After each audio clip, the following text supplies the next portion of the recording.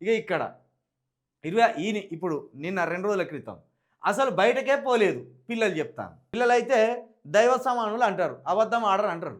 పైగా ఇక్కడ చిన్నపిల్లలే, గీ పాప అంటే కొంచెం పెద్దగా ఉన్నది, చిన్నపిల్లలే 2వ తరగతో 3వ తరగతి అమ్మాయి లెక్క కనబడతాను.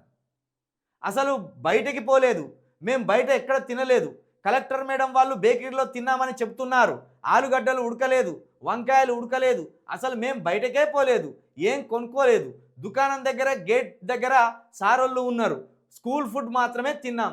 సిగ్గా అనిపించలేదు మీకు? ఉన్నత స్థానాల్లో ఉండి పోరగాళ్ళ చేత ఓహో భవిష్యత్తులో ఇట్లా అబద్ధాలు ఆడాలేమో అని పోరగాళ్ళకి అబద్ధాలు నేర్పుతానులా, పాఠాలు నేర్పుతానులా? మిమ్మల్ని చూసి పోరగాళ్ళ అబద్ధాలు చెప్పాలిగా. అంత ధైర్యంగా చిన్నపిల్లలైనా మేము బయటికి పోలేదు, గేట్ దగ్గర 2 సార్లు ఉన్నారు, మాకు బేకరీలు తెలియదు, కుర్కురా ప్యాకెట్లు తెలియదు అని చెప్తాను.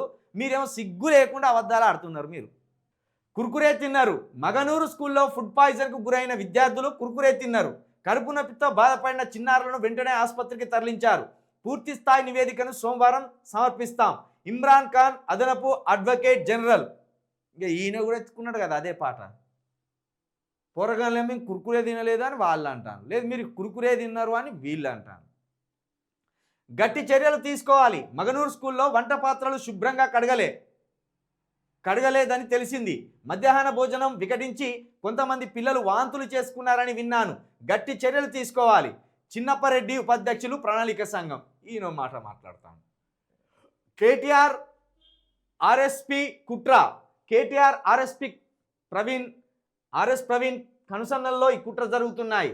హాస్టల్లో జరుగుతున్న ఫుడ్ పాయిజన్ ఘటనల వెనుక ఆర్ఎస్పి హస్తం ఉంది. దయచేసి విచారణ జరిపించాలని ముఖ్యమంత్రిని కోరుతున్నా, లేదంటే అనేక మంది విద్యార్థులు వీళ్ళ యొక్క అధికార దాహానికి బలైపోయే అవకాశం ఉందని బండ్రు శోభారాణి చైర్పర్సన్ WCDC ఆమె అంటారు. అంటే ఆర్ఎస్పి గారు కేటీఆర్ గారు పురుగులు పంపుతాను, లక్క పురుగులు, కల్తీ ఆహారం పంపితే ఆర్ఎస్పి గారు ఏ అర్ధరాత్రి రోజు గోడ దునికిపోయి అవి కోసేస్తాను. ఇది వీళ్ళు చెప్తున్న ముచ్చట. ఎట్లా వాళ్ళు కుట్ర చేస్తాను మరి? అంటే వాళ్ళే ముక్కిపోయిన పాచిపోయిన బియ్యం పంపుతానులా, లేకపోతే మీరు మంట పెడతా అంటే ఆలుగడ్డలు ఉడకకుండా వంకాయలు ఉడకకుండా ఆ పొయ్యిలో కట్టెలు తీసి పక్కన పెడతానులా, లేకపోతే పురుగులు తీసుకొచ్చి బియ్యంలో పోతానులా, లేకపోతే మీరు అటేటో పోయి వచ్చే వరకు ఉడకని బువ్వ దించి పక్కన పెట్టి వీళ్ళే వేసేస్తానులా పోరగాళ్ళకు ఉడకని బువ్వ తినుర్రి అని. ఎట్లా ఏ విధంగా కుట్ర చేస్తాను వీళ్ళు? మీరు చెప్పింది చాలా పెద్దగా ఉన్నది. కేటీఆర్ ఆర్ఎస్పి ఇద్దరు కుట్ర చేస్తున్నారు అన్నది బాగానే ఉంది. ఏ విధంగా? ముక్కిపోయిన బియ్యం సరఫరా చేసేది వాళ్ళ, పురుగులు తీసుకొచ్చి బియ్యంలో పోసేది వాళ్ళ, ఉడకక ముందే గంజు దించేది వాళ్ళ, ఆలుగడ్డలు కూరగాయలు ఉడకకుండా మంట డిస్టర్బ్ చేస్తానులా, పొయ్యిల మీద నీళ్లు పోతానులా మంట రాకుండా. ఏ విధంగా వాళ్ళు డిస్టర్బ్ చేస్తున్నారు?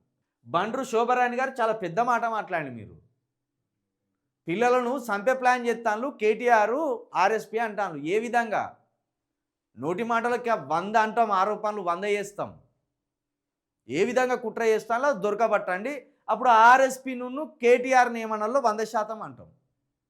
మీరు పసిపిల్లల ప్రాణాల మీద రాజకీయం చేస్తున్నారా అని 100% నిలదీస్తాం. ఒట్టిగా నోరు ఉన్నది కదా అని కేటీఆర్ ఎట్లా చేస్తాడు, ఆర్ఎస్ ప్రవీణ్ ఎట్లా చేస్తాడు కుట్ర?